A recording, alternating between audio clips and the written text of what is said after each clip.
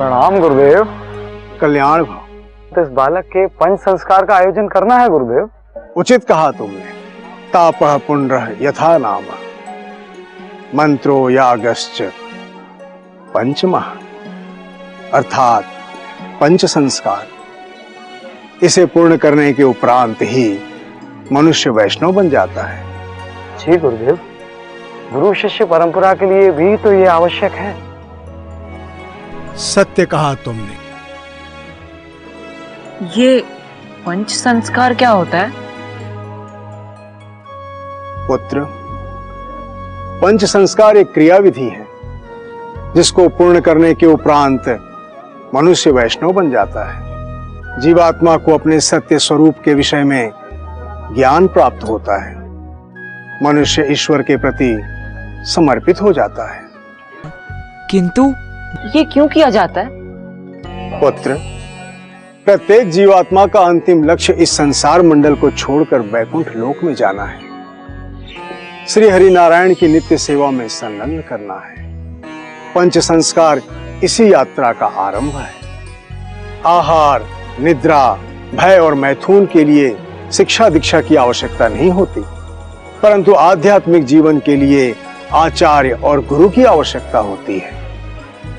तभी शिष्य अपने लक्ष्य को प्राप्त कर सकता है। शिष्य, ये कौन होता है? पुत्र, शिष्य वह होता है जो सीखता है। गुरु वह होता है जो सिखाता है। प्रत्येक मनुष्य के जीवन में कोई न कोई गुरु अवश्य होता है, जो कोई ऐसा गुण, कोई सीख दे जाता है जो जीवन भर हमारे काम आता है। परंतु यह संभव तब होता है जब गुरु को अपने शिष्य में प्रतिभा और समर्पण दोनों दिखाई देते हैं। तो फिर मेरा गुरु कौन है और मैं किसका शिष्य हूं? पुत्र, यह तो एक भावनात्मक जुड़ाव होता है जो बन जाता है। जिसे हम चुनते हैं उसके साथ समर्पण की भावना के साथ संबंध को बुनते हैं। यदि गुरु द्रोण नहीं होते तो अर्जुन कभी महान योद्धा नहीं बनते। यदि चाणक्य नहीं होते तो चंद्रगुप्त कभी इतने बड़े विजेता नहीं बनते। पुत्र, आज से मैं तुम्हारा गुरु हूं, तुम मेरे शिष्य हो। तुम्हारे जीवन के लक्ष्य को प्राप्त करने के लिए मैं तुम्हें शिक्षा एवं दीक्षा प्रदान करूंगा। आज से तुम्हारी शिक्षा और दीक्षा आरंभ होगी। दीक्षा प्रारंभ करने के पूर्व तुम्हें शुद्ध सात्विक बनने की प्रक्रिया से गुजरना होगा। इसलिए तुम्हारे पंच संस्कार किए जाएंगे। परंतु पंच संस्कार प्रारंभ करने के पूर्व सर्वप्रथम तुम्हें जाकर स्नान करना होगा। तुम जाकर स्नान कराओ। भार्गव, पंच संस्कार का आयोजन करो। जो आज्ञा गुरुदेव। आओ अनुज।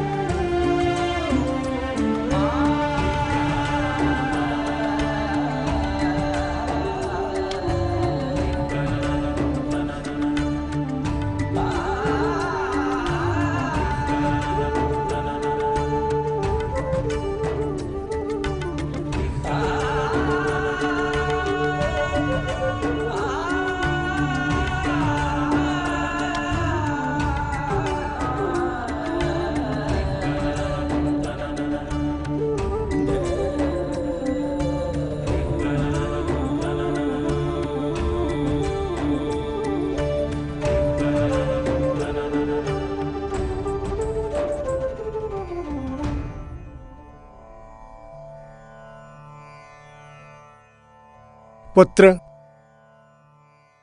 विधि के सम्मुख स्थान ग्रहण करो। अब तुम्हारा ताप संस्कार होगा।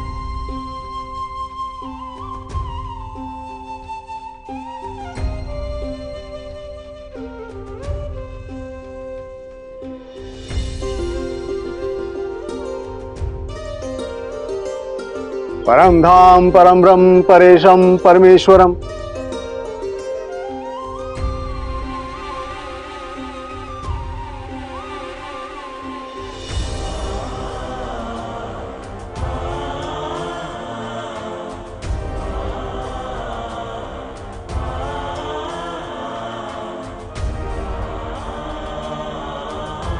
यशस्वी कल्याण।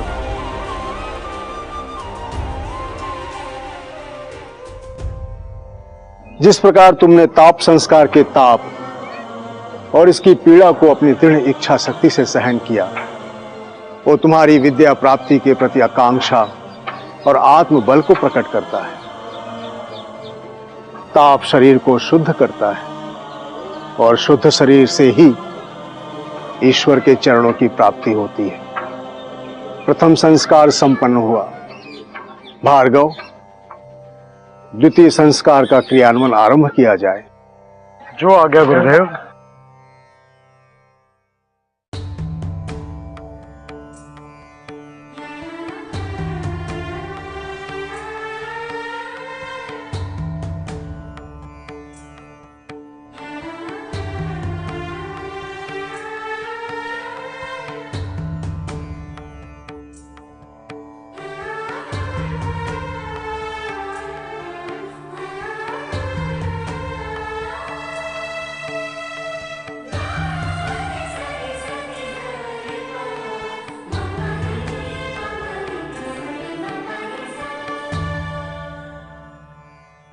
यह दोनों उजली रेखाएं जीवात्मा और परमात्मा को दर्शाती हैं। मध्य की लाल रेखा मोह माया का प्रतीक है। वैष्णव रूपी जीवात्मा जब मोह माया पर विजय प्राप्त कर लेता है, तब वह ईश्वर के चरणों को प्राप्त करने के योग्य हो जाता है। जीवात्मा परमात्मा से मिलकर स्वयं परमात्मा बन जाती है। भार्गव जी गुरुदेव। अब तृतीय संस्कार में मंत्रोपदेश करेंगे। हम सब गायत्री मंत्र का उच्चारण करेंगे और पुत्र, उस गायत्री मंत्र को श्रवण करके तुम्हें उच्चारण करना है। ओम भूर्भुवः स्वः तत्सवितुर्वरेण्यं भर्गो देवस्य धीमहि धियो यो नः प्रचोदयात्।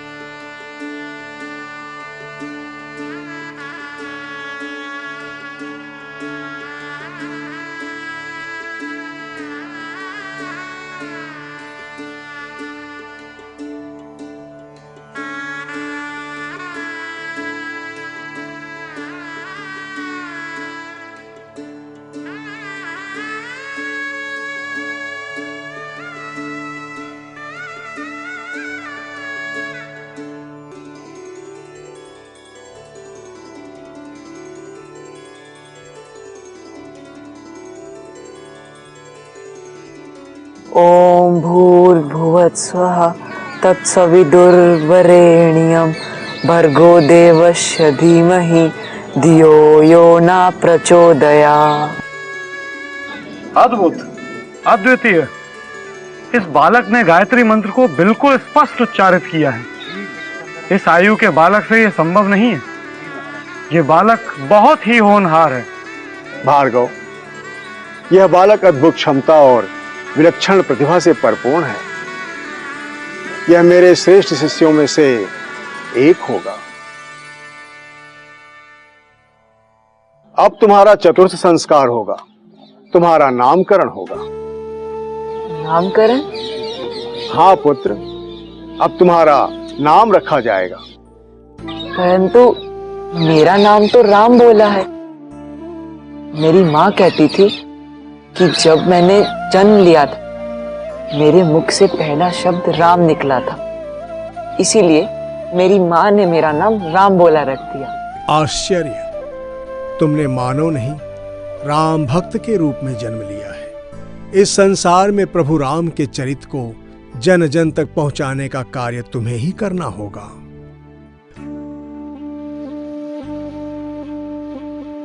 राम बोला तुम्हारा जैविक नाम है पुत्र। आज से तुम वैष्णव हो, इसलिए तुम्हारा दास्य नामकरण होगा। आज से यह संसार तुम्हें तुलसीदास के नाम से जानेगा।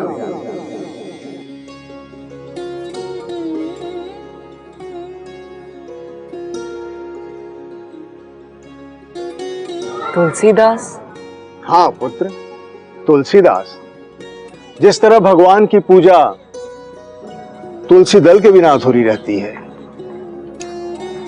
जिस प्रकार सालिग्राम भगवान के पास सदा तुलसी रहती है, उसी प्रकार तुम बचपन से ईश्वर के समीप रहते आए हो। इसलिए आज से तुम्हारा नाम तुलसीदास है। तुलसीदास बड़ा ही प्यारा और ओजस्वी नाम है। अब अंतिम और शेष संस्कार अर्थात याज्ञ संस्कार देव पूजन का क्रियान्वयन करो।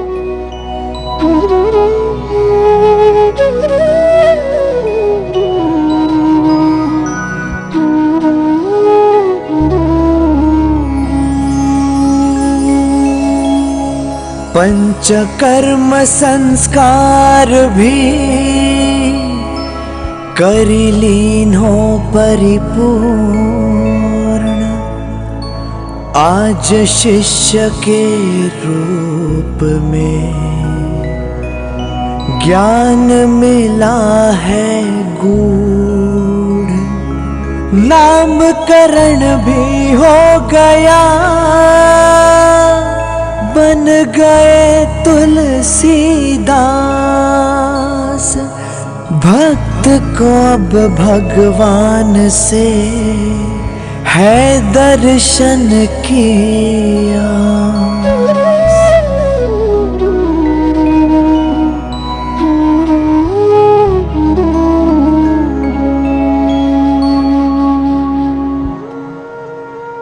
स्वामी, मुझे तो विश्वास नहीं हो रहा कि राम बोला की नीति ने एकाएक करवट बदल दी। कल तक जो बालक अनाथ और अबोध था, वह एकाएक वैष्णव तुलसीदास बन गया है। हाँ गौरा, अब उसका भाग्योदय हो चुका है। अब वो अनाथ नहीं है, और एक गुरु से अच्छा संरक्षक और कौन हो सकता है। परंतु प्रभु, उसका बचपन तो अत्यंत अभाव में बीता है। माता पिता का स्नेह भी उसे प्राप्त नहीं हुआ। 7 वर्षों के उपरांत उसे गुरु के रूप में अभिभावक की प्राप्ति हुई है, परंतु आपने फिर से उससे उसका बालपन छीन के वैष्णव बना दिया। अभी तो राम बोला कि किशोर अवस्था भी शुरू नहीं हुई। अभी उसकी अवस्था शिक्षा ग्रहण के साथ साथ बाल रमण की भी है। माता का चित्त तो माता का ही रहेगा। आप भूल गई, आपने ही तो उस पर माता का स्नेह बरसाया था, और आज उसने कितनी सुंदरता के साथ गायत्री मंत्र का उच्चारण किया है। अर्थात नियति जिस कार्य को इस बालक से साधना चाहती है, इस बालक ने अपने सामर्थ्य से अपने चुनाव को सही सिद्ध किया है। किंतु प्रभु, उसका बालपन और वात्सल्य जिसका वो पात्र है, उसे अब वो कभी प्राप्त नहीं होगा। एक माता के दृष्टिकोण से आपका प्रश्न उचित है देवी, परंतु यदि साध्य ही बहुत बड़ा हो तो उसे साधने के लिए साधक की पूरी आयु भी छोटी पड़ जाती है। इस बालक के हाथों ऐसा कौन सा कार्य होना है जो बार बार इसे त्याग ही करना पड़ रहा है? यह तो भविष्य के गर्भ में छुपा है देवी, परंतु यदि कोई विशेष प्रयोजन हो तो साधक अपनी आयु से 2 कदम आगे चलने का प्रयास करता है। अपने लक्ष्य की प्राप्ति के लिए उसे सांसारिक सुखों का त्याग करना पड़ता है। संसार में महान वही बनते हैं जो सुख का त्याग कर लक्ष्य की प्राप्ति के लिए सतत प्रयासरत रहते हैं। शेष तो सामान्य मनुष्य बनकर ही रह जाते हैं। किंतु इस बालक का भाग्य तो सामान्य मानव जैसा नहीं है। जिसका जन्म ही महान कार्य करने के लिए हुआ हो, उसका भाग्य सामान्य कैसे हो सकता है गौरा? पुत्र राम बोला को महान बनते हुए तो मैं भी देखना चाहती हूँ। तो देखती जाओ देवी, किंतु तनिक धैर्य रखकर।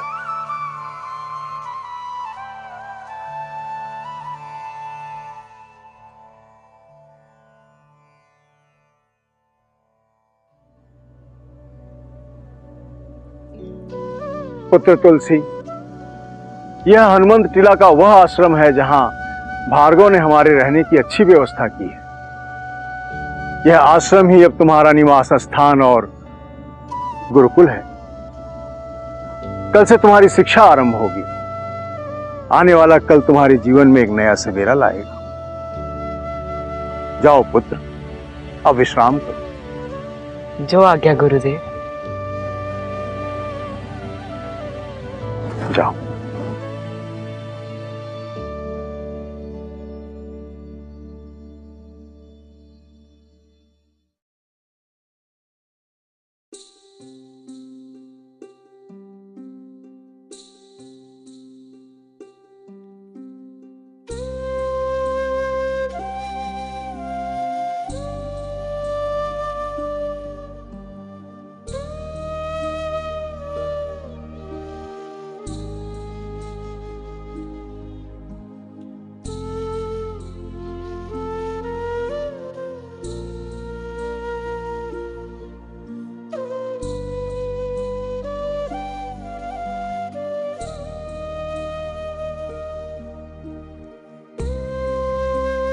पुत्र,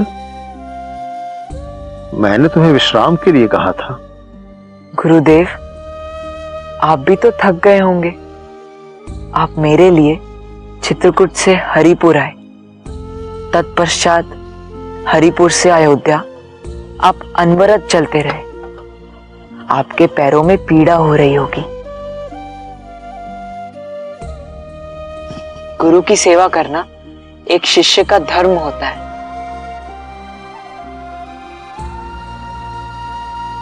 तुम्हारे जैसा आज्ञाकारी और सरल हृदय और गुरु की पीड़ा का अनुभव करने वाला शिष्य पाकर मैं धन्य हो गया।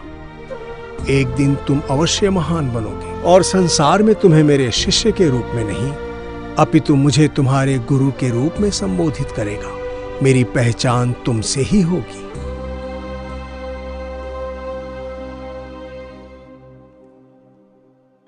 पुत्र, अब मुझे निद्रा आ जाएगी। अब तुम भी जाकर विश्राम करो। जाओ पुत्र। जी गुरुदेव।